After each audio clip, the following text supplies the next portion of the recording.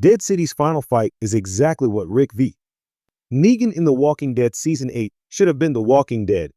Dead City delivered on a long, simmering fight between Maggie, Lauren Cohan, and Negan, Jeffrey Dean Morgan, which was the kind of final battle Season 8's Rick vs. Negan fight should have been.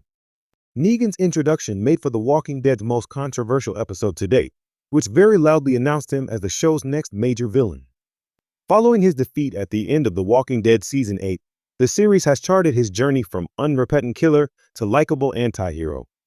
The Walking Dead Dead City has not only continued that redemption tour, but it's also tried to reframe Negan's actions to make him appear like less of a monster in his heyday.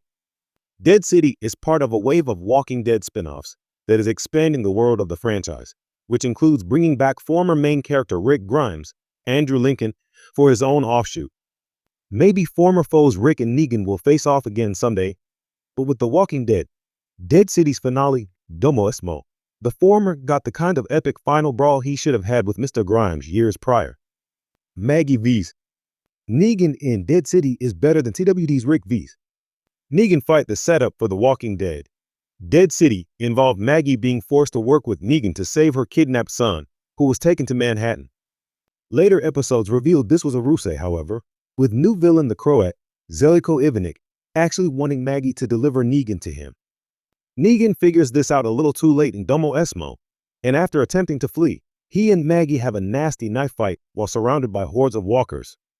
Nobody dies, of course, but Maggie vs. Negan made for a satisfying showdown between the pair that was a long time coming. This is also in contrast to the Rick vs. Negan fight that ended the all-out war arc from The Walking Dead Season 8.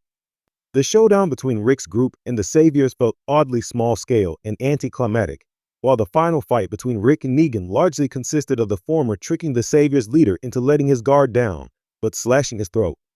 In one sense, it was an interesting subversion of expectations, but given how brutal the conflict between the two had been, it just felt lacking. Rick vs.